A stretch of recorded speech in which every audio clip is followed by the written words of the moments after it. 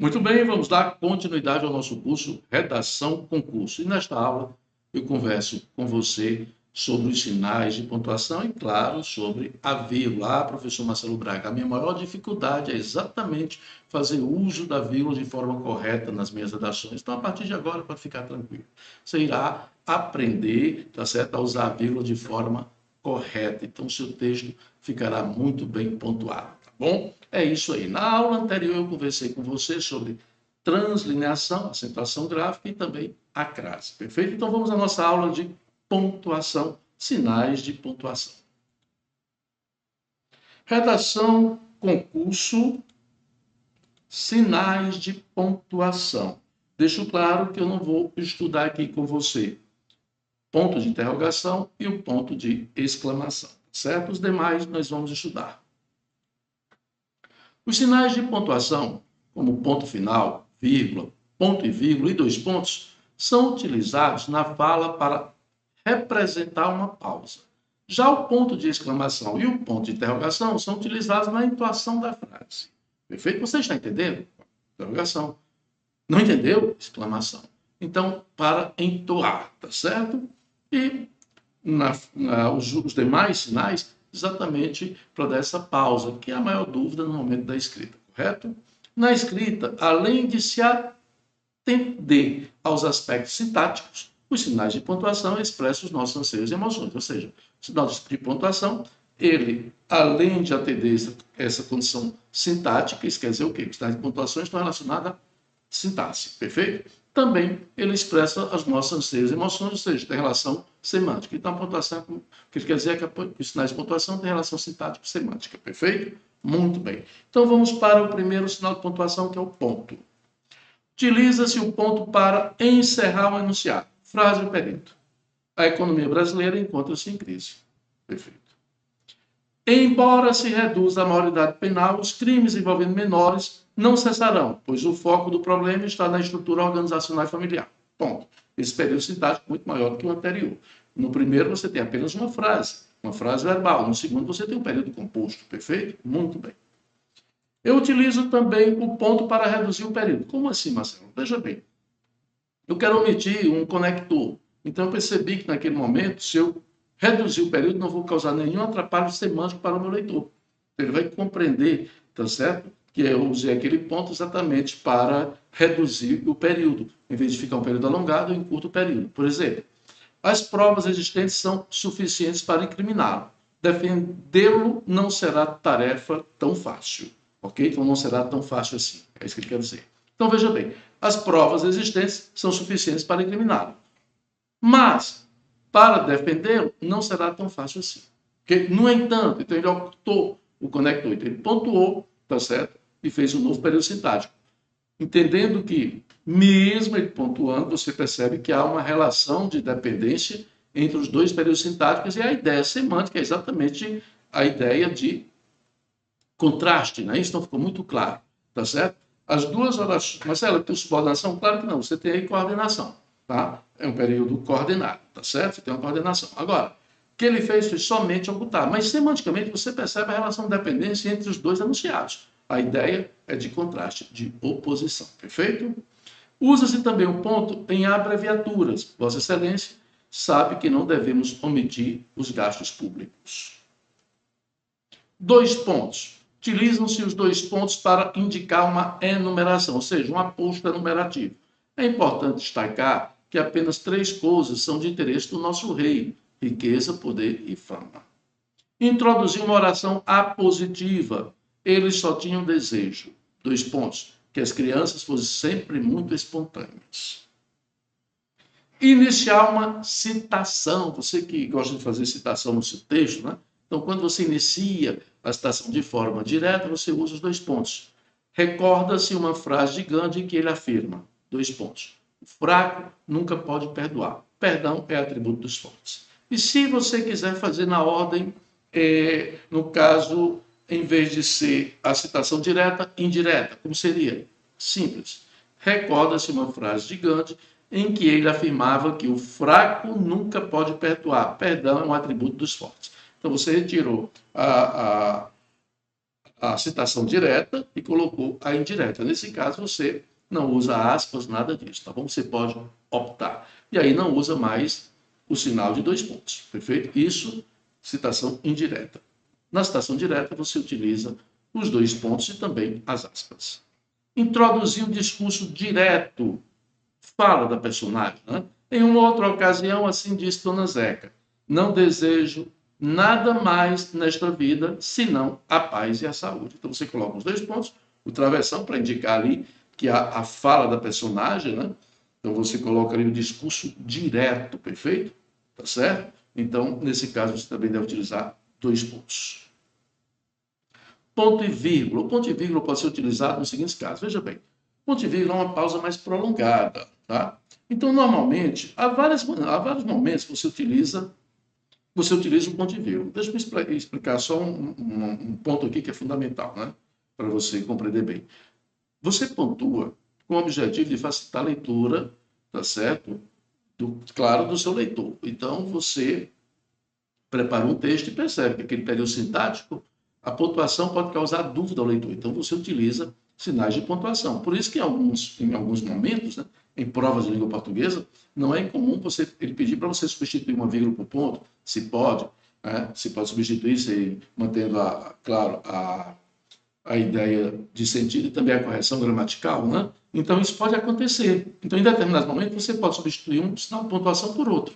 Tá? O ponto e vírgula é utilizado exatamente quando você alonga demais o período. Tá? Então, você, por exemplo, faz um certo comentário, né? Está escrevendo um texto, e a partir daí você cria explicações. Então, eu preciso mencionar determinados aspectos e explicar esses aspectos. Então, para que você não cause dúvida ao leitor, é importante que você, após explicar cada aspecto, coloque o ponto e vírgula. Isso vai facilitar o entendimento. Então, quando se alonga um período, tá ok? A forma mais adequada para usar o ponto e vírgula é quando você percebe que o período está alongado, então você põe ponto e vírgula para não causar dúvida ao leitor, perfeito? Vamos verificar os exemplos.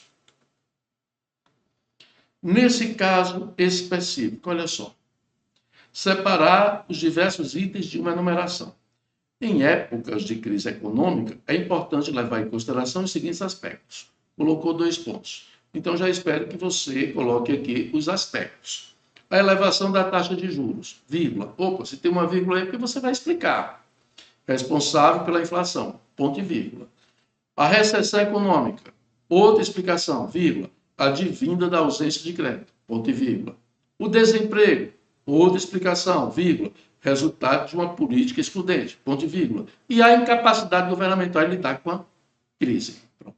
Então, o que é que você teve aqui? Olha, quais são os aspectos? A elevação da taxa de juros, a restrição econômica, o desemprego e também a incapacidade governamental. Perfeito? Então, esses são os aspectos. E você observa que após cada aspecto, ele coloca aí uma explicação. Daí o ponto de vírgula. Se ele colocar só vírgula, é uma confusão generalizada. Você não vai entender, o leitor, coitado, vai ficar perturbado, saber qual é o aspecto ali, quem é que está explicando, tá? Então, é muito confuso. Então, por isso que você usa o ponto e vírgula. Pode usar também nessa condição. Separar as diversas partes distintas de um período. Os pobres dão pelo pão o trabalho. Os ricos dão pelo pão a fazenda. Os espíritos generosos dão pelo pão a vida. Os de nenhum espírito dão pelo pão a alma. Você pode também. Marcelo, poderia usar ponto? Claro que pode. Você pode usar ponto. Os pobres dão pelo pão o trabalho, ponto. Os ricos dão pelo pão a fazenda, ponto. Os espíritos dão pelo pão a vida, ponto. Os de nenhum espírito dão pelo pão a alma. Você pode também, não há problema algum. Poderia usar as vírgulas? Poderia também usar vírgula, só que você iria perceber que ao usar vírgula, ficaria um texto um pouco dificultoso, tá? Você não daria pausa adequada, tá certo? O ideal aí seria ponto e vírgula, tá bom? Muito bem. Travessões. Quando é que eu utilizo os travessões? Eu uso os travessões quando eu quero expressar o discurso direto, ou seja, a fala da personagem. Foi essa impressão que me fez vir aqui, amigo. Sendo assim, nada mais poderei fazer senão convidá-lo a participar conosco desse momento fraternal. Mas no seu texto dissertativo você não vai fazer isso, né? Não tem fala. Okay? Só que esta aula vai servir para você não só para a produção do seu texto, mas também para a prova de língua portuguesa. Assim, intercalar. substituindo as vírgulas. Nada me trouxe tanto encantamento e felicidade de todos os lugares já visitados por mim, quanto aquela pequena ilha. Então veja que aqui ele fez uma intercalação e usou as travessões tranquilamente. Perfeito?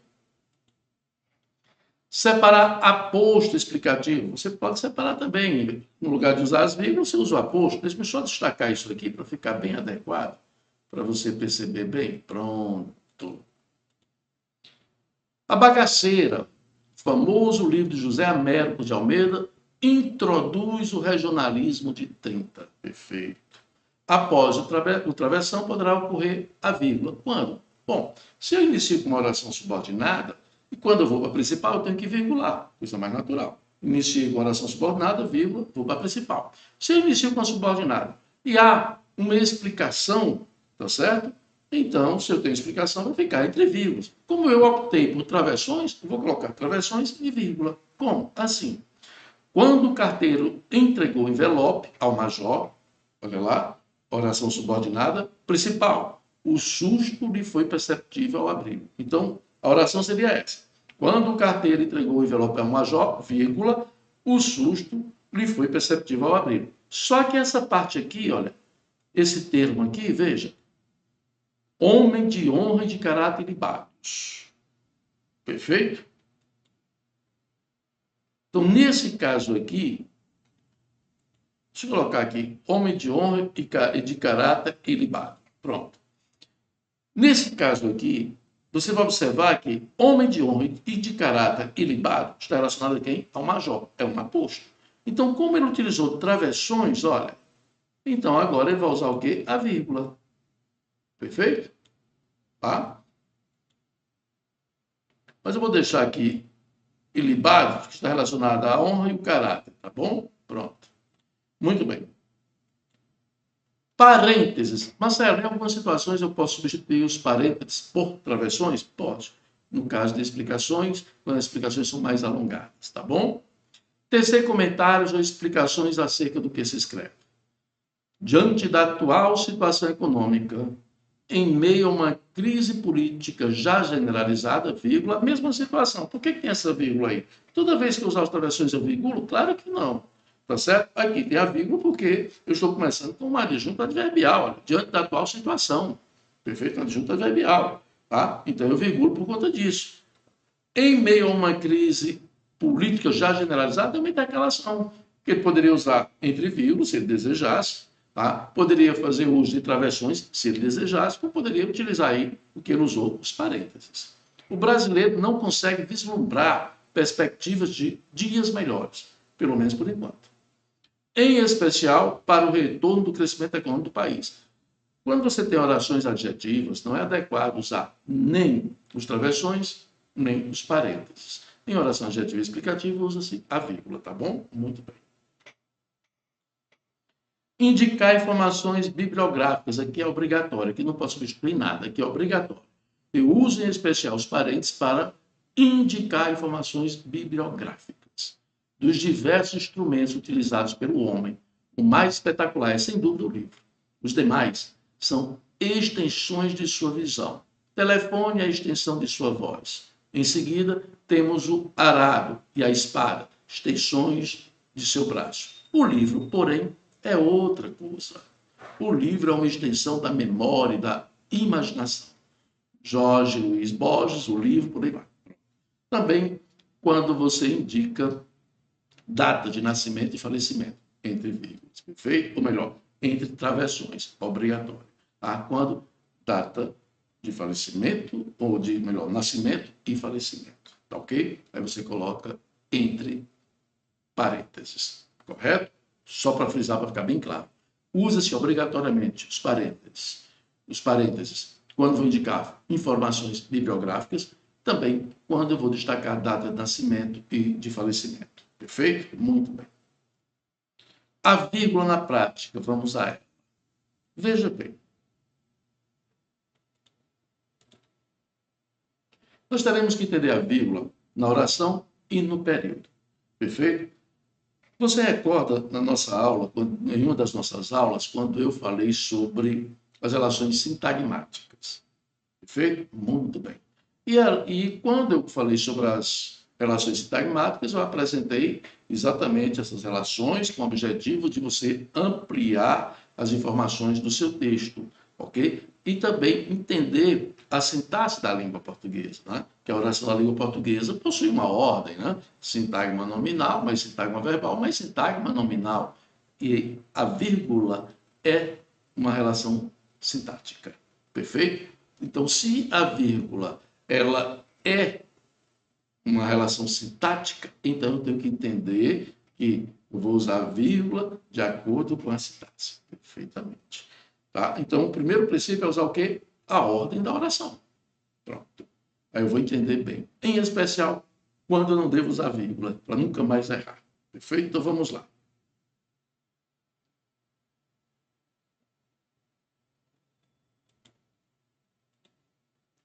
Lembram? Claro, Marcelo.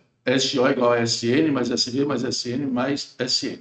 Sujeito, verbo, complemento. Sujeito, predicado, tá certo? Ok? E o verbo, que é o núcleo do predicado, mais o complemento desse verbo, seja complemento verbal, complemento circunstancial, predicativo, seja o que for. Perfeito? Muito bem. Então, vamos lá. Primeiro, não se usa vírgula entre sujeito e verbo. O que é isso? Eu não posso separar este elemento deste aqui. Perfeito? Isso quer dizer o quê? O que eu colocar entre esses dois elementos aqui, olha, agora eu vou tirar os travessões, os parênteses, e vou colocar o quê? Vírgula. Olha lá, muito bem. Não posso usar uma vírgula só. Então, se eu ponho um elemento aqui, seja uma intercalação, seja um termo explicativo, entre vírgulas. Mesma coisa acontecerá entre o verbo e o nome. Então, se eu ponho um elemento entre o verbo e o complemento dele, eu também vou colocar entre vírgulas. Tá? Mas esses elementos entre vírgulas, quando eles passam, por exemplo, de 3 vocábulos. Né? Ou então, quando eu estou explicando, perfeito? Por exemplo, Marcelo Braga, professor de língua portuguesa. Brasil, país mais rico da América do Sul. O Brasil, vírgula, país mais rico da América do Sul, vírgula. Vivencia uma crise econômica. Ficou entre vírgulas. Tá? O Brasil, diante das situações indesejadas de violência, entre vírgulas. Ok? Isso são explicações. E se for e a outra, uma é explicação, a outra é intercalação. Tá? Então, se a intercalação passar de 3 palavras, você coloca entre vírgulas. Perfeito? Olha lá.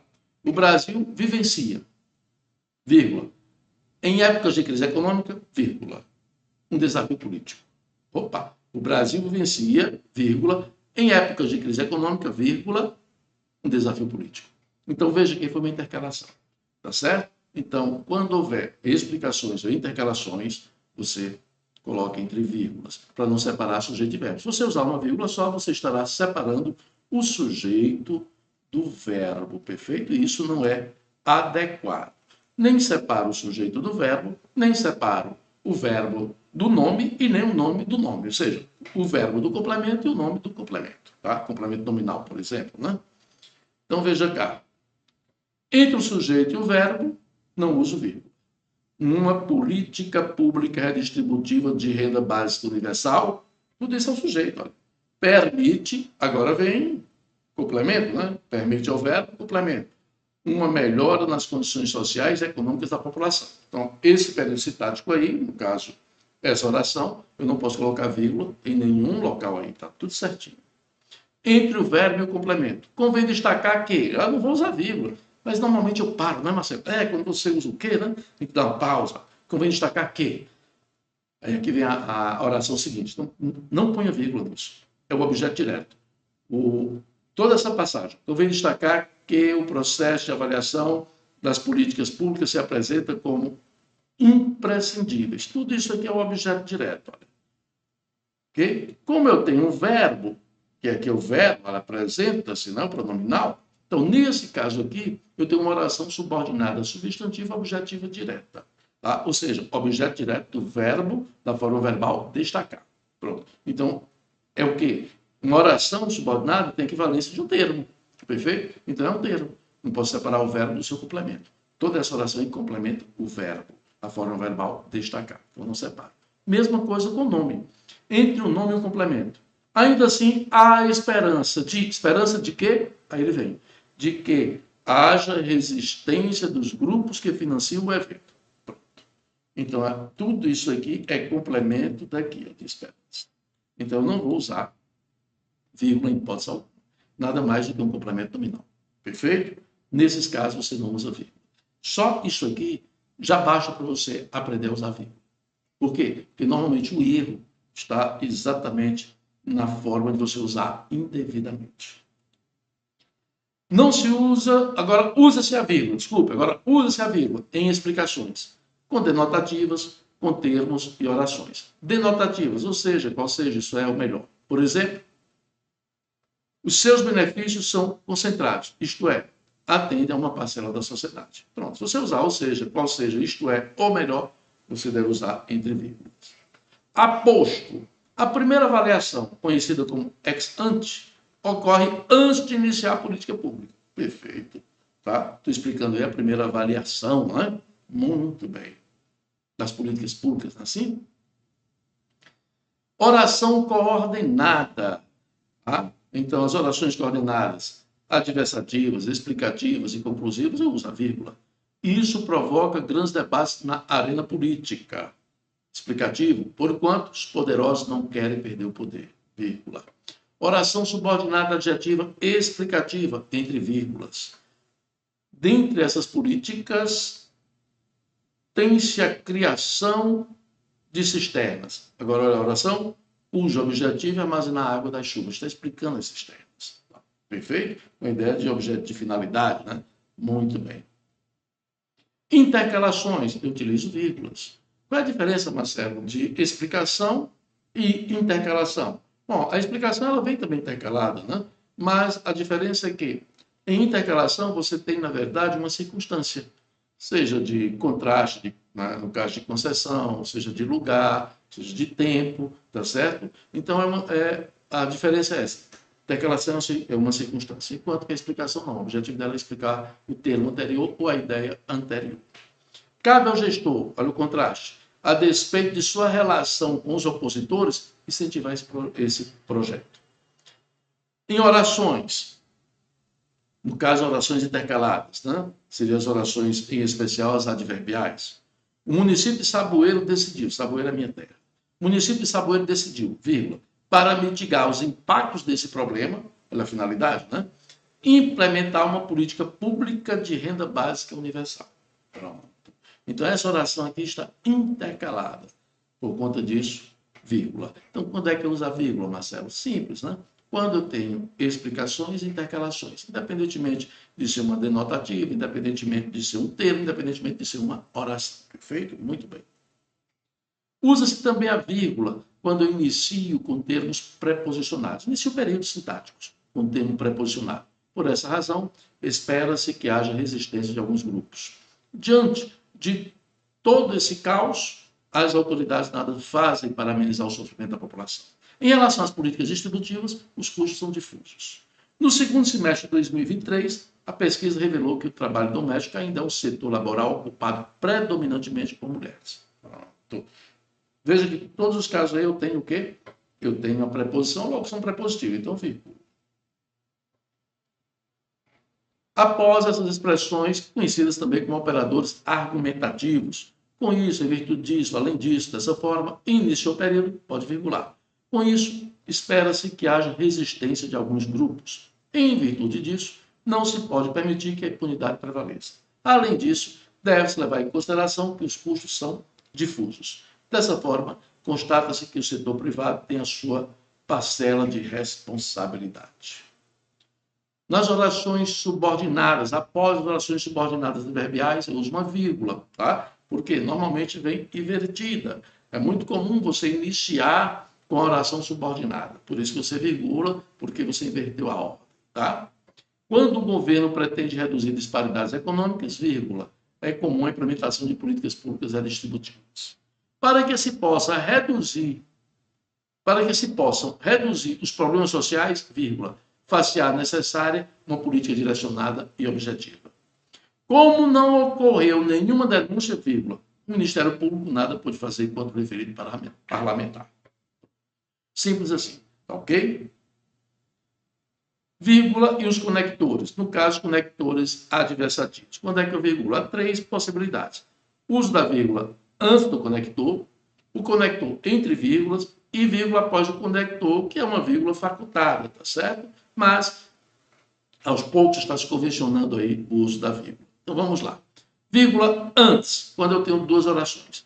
Tá? Eu tenho uma oração coordenada adversativa. Por exemplo, trata-se de uma política ambiciosa e controversa, mas poderá resolver o problema da população. No entanto, porém, tanto faz. Vírgula antes, perfeito? Entre vírgulas, quando o conector está dentro de uma única frase, perfeito? Uma única oração, não um período, tá? Uma única frase. O programa, contudo, ainda apresenta muitas falhas. Pronto. Marcelo, eu poderia substituir esse contudo por porém. Pode, o programa porém, correto. Posso substituir por no entanto? Pode, o programa no entanto, todavia. Posso substituir por mas? Não. O programa mas ainda? Não pode. Por qual motivo? Muito simples. Nesse caso aqui, que você tem, tá? É a origem do vocábulo, que é a origem de advérbio. Então, no entanto, o contudo, todavia, era um advérbio, transformaram-se em conjunções. Como aconteceu, por exemplo, com a conjunção assim, né? Assim é advérbio, mas há o uso dele como conjunção, por exemplo, conclusiva, tá? O então. Então, o que acontece? Há uma evolução. Tá? Então, por isso que você utiliza o contudo entre vírgulas, mas não o mas. Por qual motivo? O mas, de per si, é uma conjunção. Tá bom? Por isso que você não utiliza. Vírgula ao iniciar com o conector. No entanto, vírgula, as políticas públicas não reduzirão as desigualdades se não houver um planejamento adequado. Perfeito? Muito bem. Bom, Marcelo, lá no exemplo 2, entre vírgula, não uso mais, mas aqui eu posso usar, né? Veja, mas as políticas públicas não reduzirão as desigualdades se não houver um planejamento adequado. Com certeza, só que você não pode usar vírgula. Perfeito? Aproveito para destacar uma questão do SEBRASP, da prova do SEBRASP, não sei se foi da Polícia Federal, tá? Que diz exatamente isso. Posso substituir o termo, no entanto, pelo mas, mantendo a correção gramatical e a ideia de sentido? Perfeito? Errado. Por quê? Porque quando ele colocou lá na frase originária, na frase de origem, no entanto, havia vírgula. No entanto, vírgula. Então, o enunciado correto seria: pode-se utilizar o mas, no lugar do entanto, para manter a ideia de sentido. Mas há alteração, ok? Mas há erro gramatical. Perfeito. Então, mantém a ideia de sentido, mas o erro gramatical permanece. Ele não pode usar vírgula. Agora, se ele diz: posso substituir, no entanto, por mas, desde que se retire a vírgula. Dessa forma, mantém-se a correção gramatical e ideia de sentido corretíssima. Tá? Resumindo, você não vai usar o mas quando você tem vírgula, você tira a vírgula. Posso tirar o no entanto e colocar o mas? Posso, desde que eu tire o quê? A vírgula. Mas as políticas públicas sem vírgula. Perfeito? Muito bem. A vírgula e os conectores conclusivos, mesma situação. Tá? A vírgula antes, oração coordenada conclusiva. A política implementada resolveu o problema da população. Portanto, a vírgula antes teve eficácia na sua execução. Entre vírgulas, conector intercalado. Perfeito? Aqui foi o adversativo, né? Aqui o conclusivo. Resultado, portanto, por conseguinte, apresentou-se de forma satisfatória. Perfeito. Vírgula após, ao iniciar com o conector. Portanto, vírgula, verifica-se que uma avaliação planejada e devidamente implementada fornece informações relevantes. Muito bem. E agora, a vírgula, quando você destaca ali artigos de lei, né, elementos normativos. Então, por vezes, há uma dúvida muito grande, mas eu uso vírgula, não uso, quando é que isso acontece? Então, veja bem, se a sequência for decrescente, você vai utilizar a vírgula. Como é essa sequência decrescente?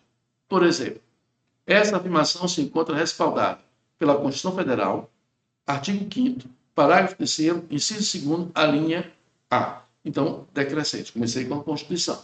Como é a crescente? Aí você não usa vírgula. Essa afirmação se encontra na linha A do inciso 2 do parágrafo 3º do artigo 5º da Constituição Federal. Aí você utiliza o quê? A preposição de, mas, se houver necessidade, do artigo A. Ou artigo O, se for o caso. Tá? Então, dessa forma, você está na sequência crescente. Então, se for decrescente, eu utilizo a vírgula. Se for crescente, eu não utilizo a vírgula. Perfeito? Muito bem. Com esta aula, nós concluímos aí o nosso curso Redação, um curso direcionado especificamente para texto dissertativo, argumentativo, tá certo? Você aprendeu aqui comigo todos os elementos essenciais para uma produção de texto. Embora tenhamos estudado direcionado para temas da atualidade, serve também para temas específicos. Por quê? Porque você fez uso, na verdade, você aprendeu, na verdade, os elementos essenciais para uma produção de texto. Deixo muito claro que com esse curso você estará preparado para produzir qualquer texto, tá? Em qualquer tipologia. Tá? E se for na dissertação, que é a tipologia do concurso, você não vai ter dificuldade nenhuma, mesmo que o tema seja específico, mesmo que seja um estudo de caso. Tá? Fique bem tranquilo. Se pedir tópico, nós vimos aqui uma aula com tópicos, né? Se pedir tópicos, também não tem problema, porque você aprendeu, na verdade, a utilizar elementos essenciais para bem estruturar o texto, para progredir de forma satisfatória, usar a coesão adequada, fazer uso de ampliação das informações. Então, fique muito tranquilo, que eu tenho certeza de que com este curso você não terá problema nenhum em redação daqui para frente. E, claro, se não há mais problema em redação, perdoe a voz, falei um pouquinho, né? E, claro, se não há problema em redação, você, consequentemente, será aprovado em qualquer concurso. E aí, se você ainda não adquiriu o nosso serviço de correção de redação, não deixe de adquirir, tá certo? Vai lá, envia suas redações para que eu possa fazer a correção, ter esse comentário, deixar você ainda mais seguro na produção de texto. É isso aí, um grande abraço, sucesso e até, claro, as nossas correções.